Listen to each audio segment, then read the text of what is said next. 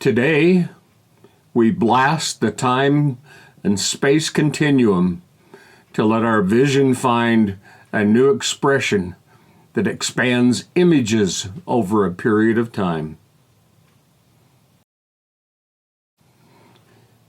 Greetings! I'm Rodger Newbold. I'm your host for episode number 57 of Experienced Photography.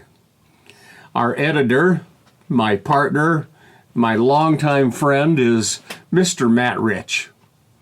So, Mr. Matt, where does this cosmic map lead us to today, my friend?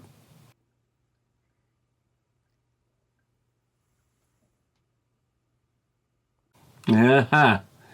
Well, we're ready to go. You know, from the very moment that Sir Henry Fox Talbot introduced the positive-negative photographic process to the world in 1839, it has been our pleasure to witness an extension of reality. Maybe even needless to say, but photography has undergone many serious transformations in the past 185 years. So many amendments to the process have been dealing with to speed up the routine, to generate a visible image more speedily. When exposures were maybe at a fortnight at F8, and the development required a degree in chemistry, it demanded days to gaze upon a sterling image.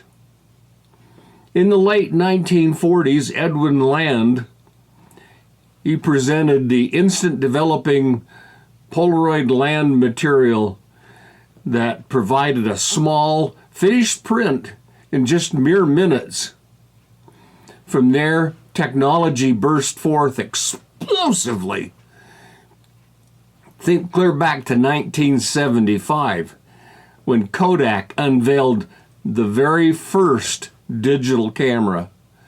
At that moment, all was forgiven. Of course, the camera happened to be the size of a toaster and only provided a little tiny 100 by 100 megapixel image, but it was nearly instantaneous. In our time, literal miracles have occurred. Faster, smaller, more convenient.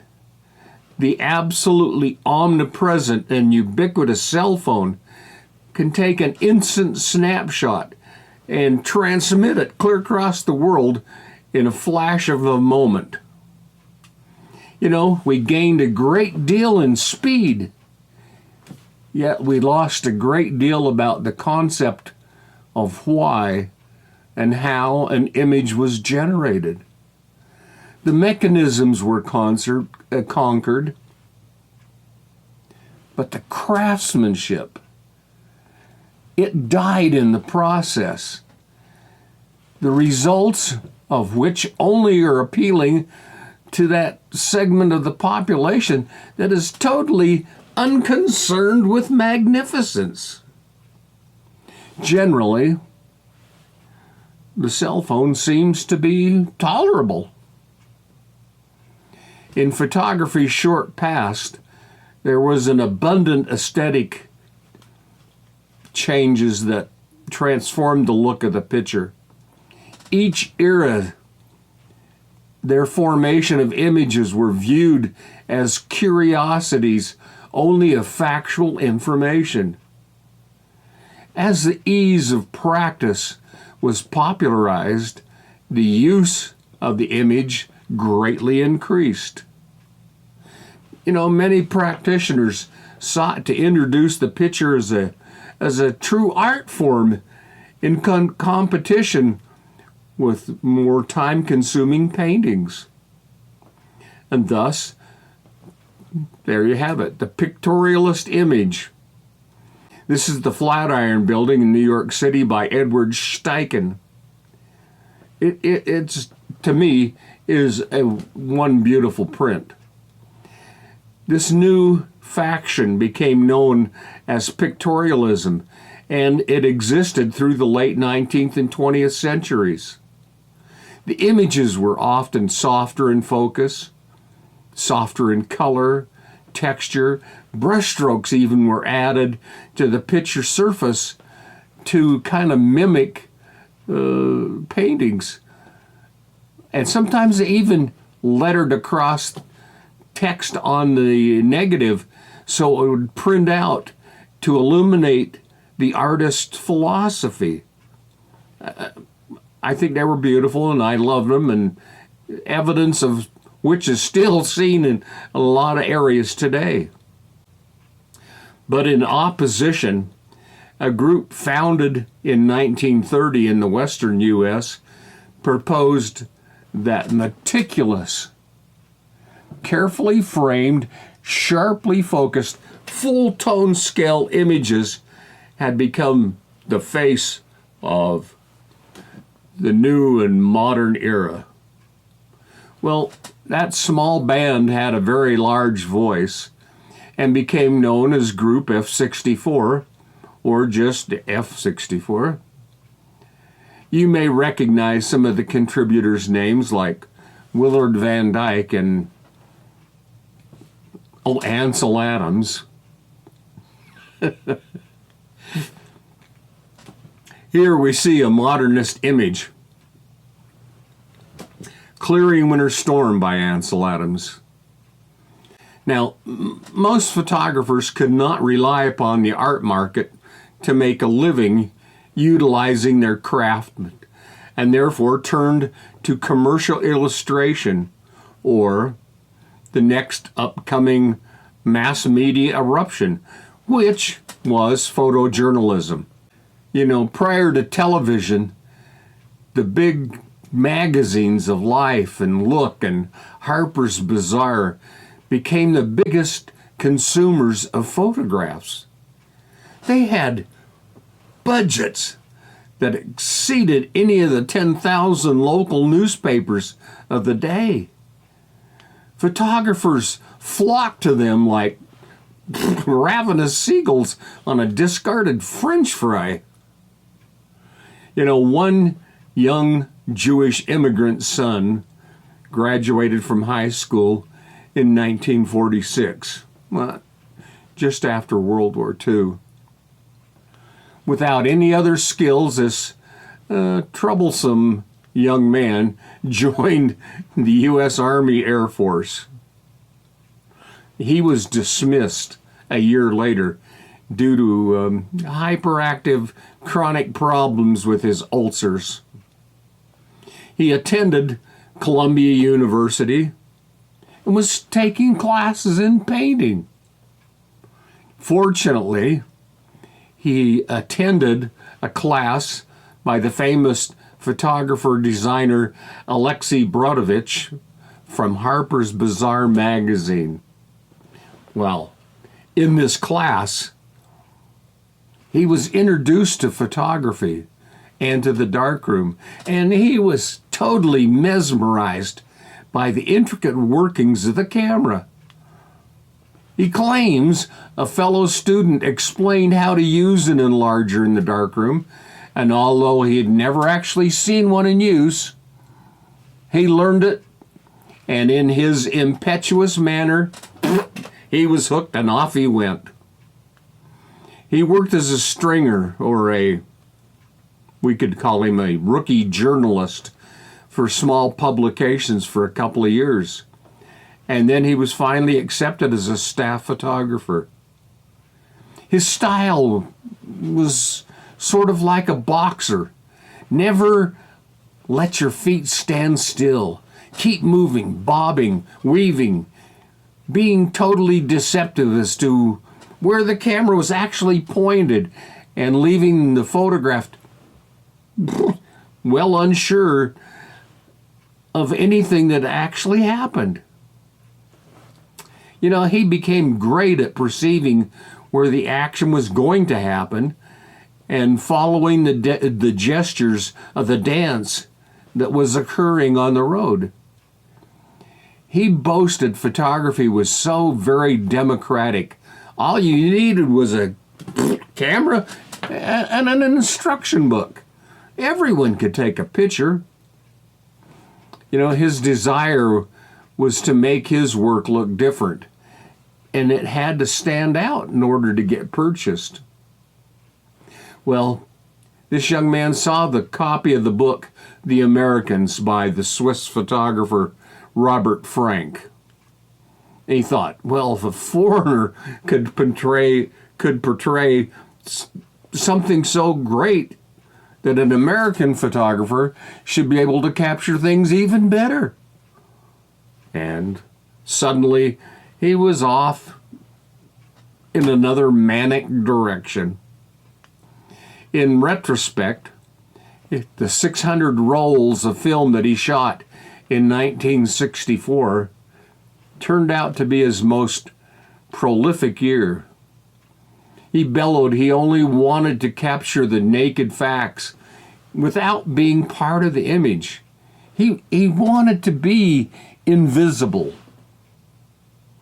He mentioned that the camera was dumb and it didn't even care who was pushing the button.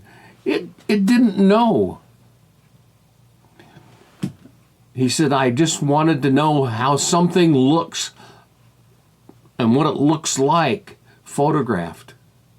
He was always on the razor's edge of falling apart as his lifetime output exceeded over 1 million images. He produced 4 books, won 3 Guggenheim scholarships, had thousands of images published, and during his life and between the moments, he taught photography. And he also took 2 of his children to the zoo every week so he could be near them, be with them, associate with them, but could continue to shoot.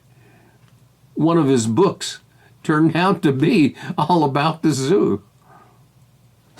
He was eternally, always in a giant hurry and thoroughly disheveled, and I mean that literally. You know, when I met him, he was suffering from some back problems, and so he ate lunch sitting on the floor with his back up against the wall, and when he finished lunch, he left as abruptly as lightning, only leaving a stunning sacrificial ring of crumbs where he had just been.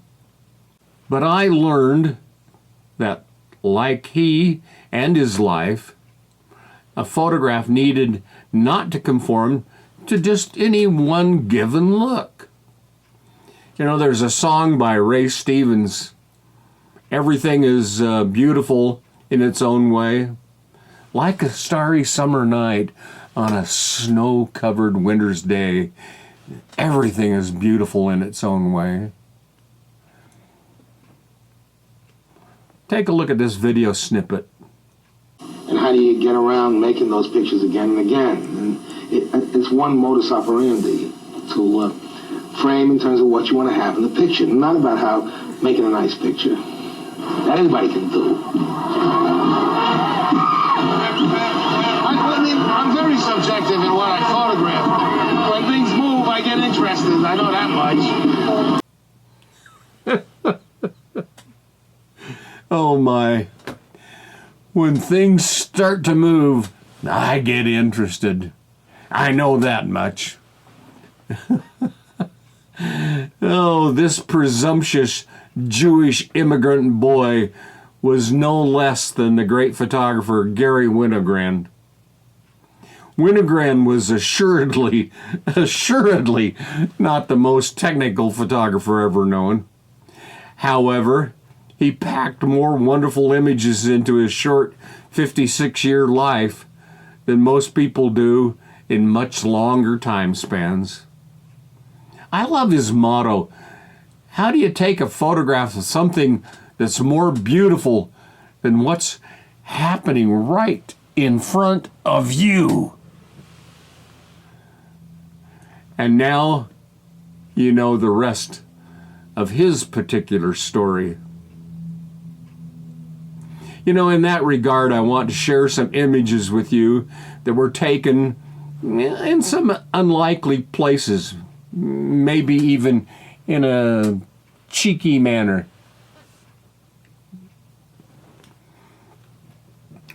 I went to a small diner for breakfast one morning.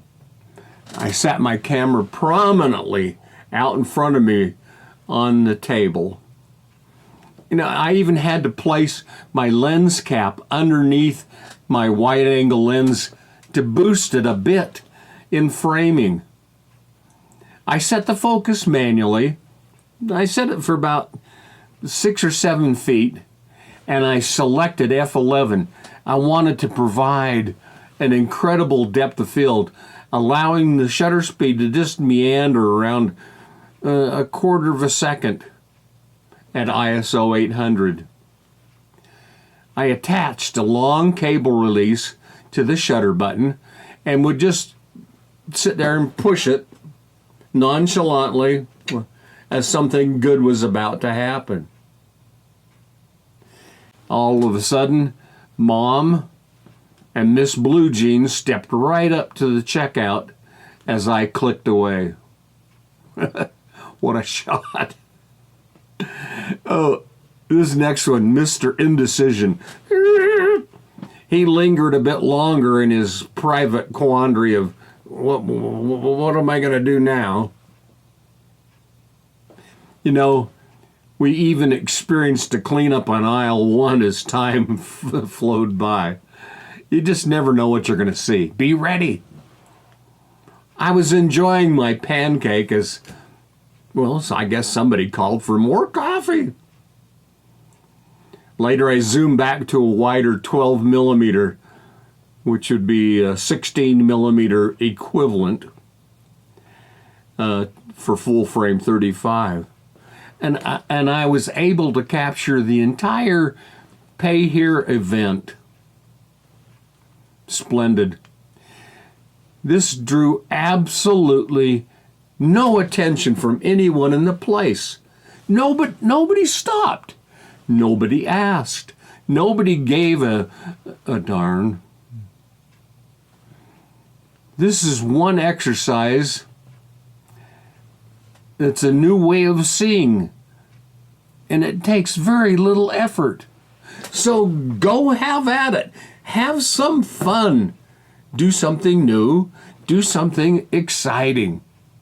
Yeah, I love it.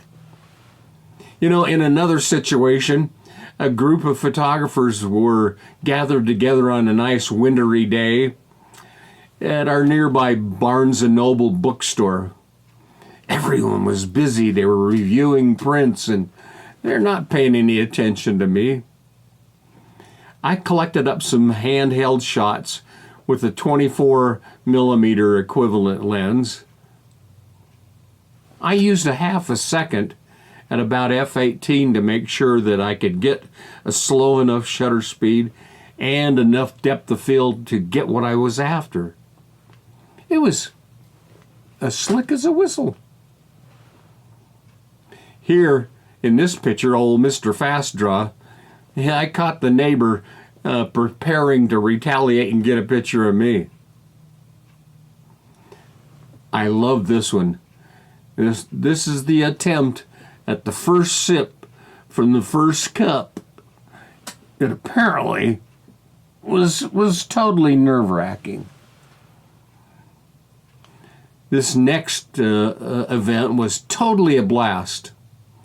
Everybody was mindlessly snapping away in a great frenzy.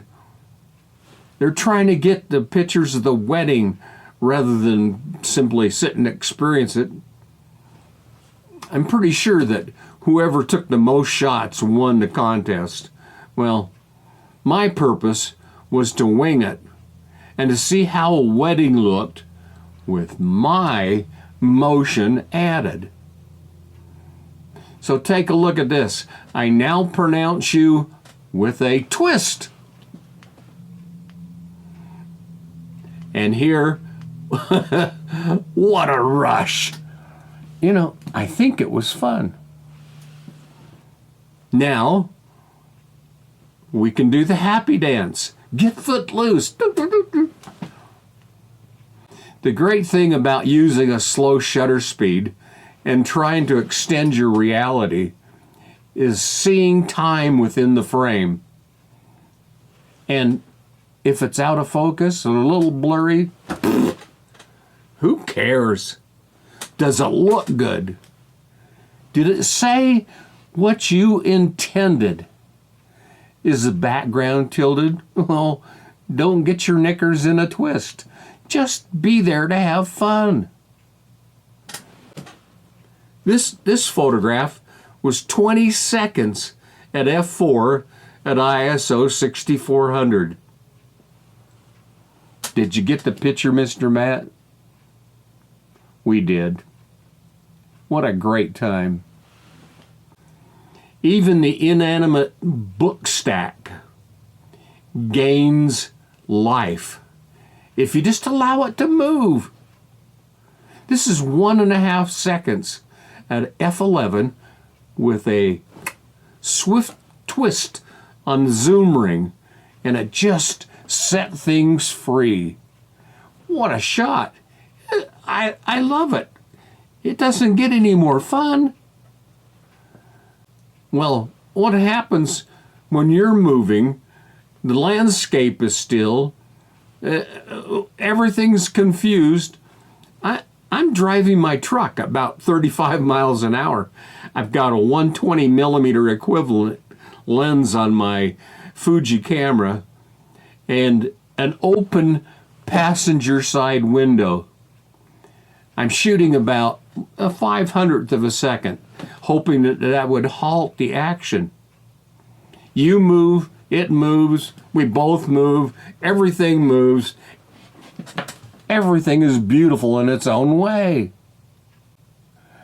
As Ernst Haas said, a picture is the expression of an impression. No wonder his bullfight pictures were so utterly exquisite for such a gruesome event. There is only you and your camera. Any limitations are within yourself. I believe Garry Winogrand freed us from narrow-minded bondage. You don't have to be like anybody else. Hey, they're already taken. Be yourself. Shoot what you see. Well, our time is up for today. I hope you discover something important in this episode. I would really love it if you would please subscribe and share this information with a new friend. Hey, give us a big thumbs up and go out and frolic. You know, you can never have too much fun. Well, until we meet again here on screen, my friends, a tip of my hat to you, and cheerio.